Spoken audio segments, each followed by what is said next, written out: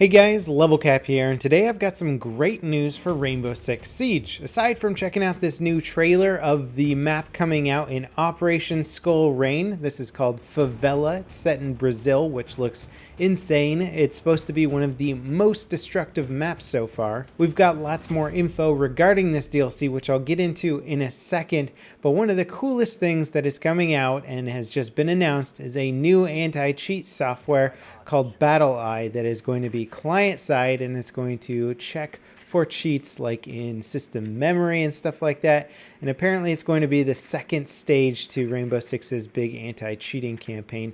And this should hopefully put a huge dent in the people who are currently cheating online, which is unfortunately a significant amount. Now initially it's going to be in a test period while they collect data and make sure that the data they're receiving back is accurate and that it's actually recording accurate cheaters before they issue out the bans. But once the sort of test phase is over, people are going to start getting banned, and hopefully it'll make Rainbow Six Siege a much more fun environment to play in, rather than looking at the kill cams going, man, how did that guy know I was there? He must be cheating. Hopefully the accusations will die down a bit. We can just play some good, honest games. Now the first phase of their anti-cheat system, which is already in the game, is Fair Fight, which sort of detects cheats based on player statistics. You know, if you're hitting like 90% headshots whenever you fire, they're going to start looking into that, especially if that's on a fully automatic weapon. All of a sudden these stats start showing up that are just humanly impossible when they're like 20, 30 times better than even the best players in the world. All of a sudden these like alarms start going off and they're like, yeah, this guy is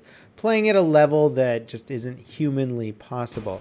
And that's the first level to it, but unfortunately it can't stop things like wall hacking, where you just are able to see through walls at all times, sort of know where players are. And unless you're sort of playing very, very obviously about it, it's hard for any sort of system to detect that. So this BattleEye is basically going to be able to detect the programs client side. And this is a system also that's been implemented in other games out there, so it's not like a brand new system, and hopefully it'll be off to a good start. Alright, now let's talk about the new DLC coming out for Rainbow Six Siege. As with all DLCs in this game, it's going to be 100% free to everyone involved. The only caveat is that if you haven't bought the season pass, you're going to have to unlock the operators with your own renown that you have hopefully saved up for to unlock the new operators. The map will be free for anyone who has the game, regardless of season pass status or not. Also, season pass holders, I think, are going to get access to the operators a week early, so they can try them out and sort of get a leg up on the competition. So there is some legitimacy to actually owning a season pass to this game. And I think the longer Rainbow Six Siege has been around, the more and more value there is behind this game. It's not to say that it's perfect and that it's fixed all the issues it's ever had at launch, but it has come a very, very long way. So let's talk about the two new Brazilian operators that are coming in this DLC. They are both from BOPE, which is basically Brazil's militarized police force. These guys are no joke, seriously, look them up online. And if you got time for a movie on the subject matter, I recommend checking out Elite Squad. The defensive operator is Caveira, and she has a silent step ability that enables her to sneak up on enemies to immobilize them and then interrogate them to reveal teammate locations. She has an M12 and a Spaz 15 and a PRB 92 sidearm with nitro cell and barbed wire for gadgets. I'm very, very curious to see this operator in action, and I can't wait to try her out because being able to be silent in this game is just unbelievably useful. I mean, being able to move around silently, sound is one of the main signs that gives away your position in this game, so being able to get rid of it is great. I don't know if she'll just be silent or if she has to activate ability and it makes her silent for a period of time. We'll have to wait and see. I don't know how useful the interrogation is going to be, just because you kind of have to be alone with another soldier in order for it to work. If they're around teammates, it's going to be very hard, I imagine, to get an interrogation off. So you kind of have to single somebody out and then interrogate them and hope you get away with it. And then even then, when you spot the enemy team, How long will they be spotted for? What kind of spot will it be? Will it just be like a little marker, or will they actually be lit up on the map like wall hack style, so that you can just sort of shoot through walls to kill them?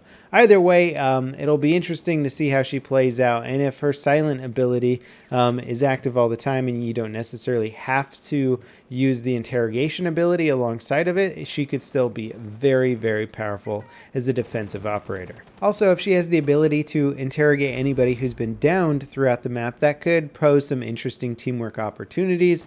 If your teammates down somebody, they can say, hey, get over here, interrogate this guy, and then they'll find out the location. Granted, if the enemy team knows this as well, they might try and ambush you as well, but there's just some interesting opportunities there for teamwork. Now, for the offensive operator, we have Capital, who has a tactical crossbow.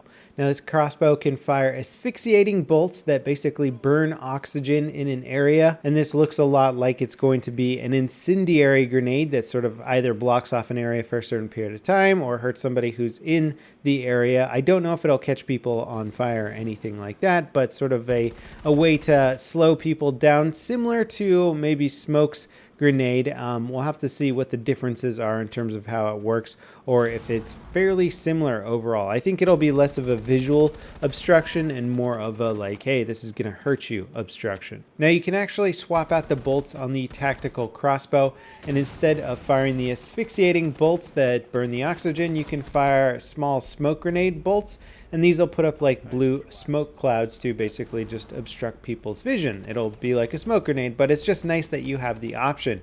And I kind of like this now, rather than sort of creating operators that are good in very, very specific situations, giving some of them a little bit more flexibility in what kind of strategies they can bring to the table, especially when other teammates go down or you run into obstacles you weren't expecting to run into. Having that kind of flexibility is nice. Do I shoot an asphyxiating bolt to try and slow somebody down in this hallway or burn them out, or do I shoot a smoke grenade to try and cover my approach? Now, Capital also comes with some pretty cool weapons. He has the M249 machine gun. This thing, also known as the Saw, is going to just spit bullets, and I can't wait to try it out. I have a feeling it's going to be one of those great weapons to have when you know somebody's on the other side of a wall, but you're not sure exactly where. Just start firing through until you get a kill. I have a feeling that's going to be a very fun and successful strategy with him. The other option for a primary weapon that he has is the Para 308.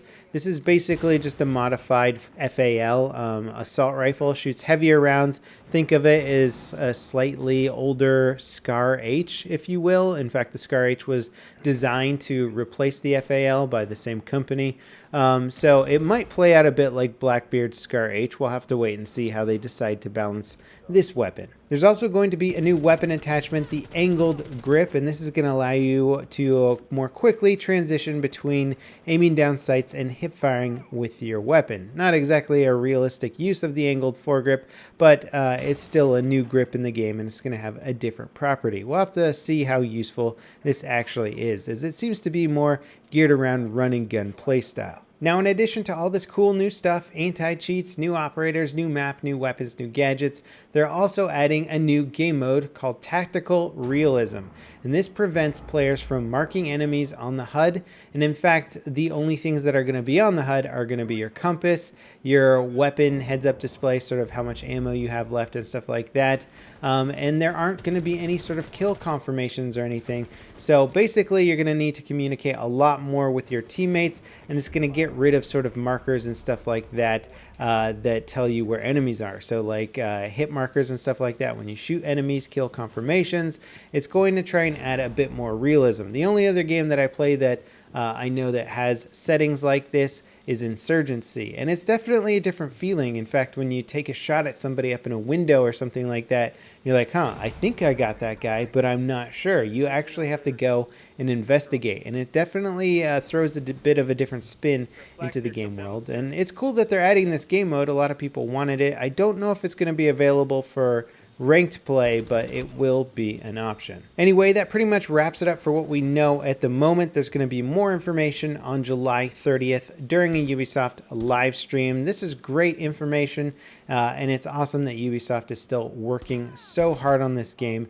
and they're committed to it. It's not just pumping out the remaining DLC and moving on to the next project.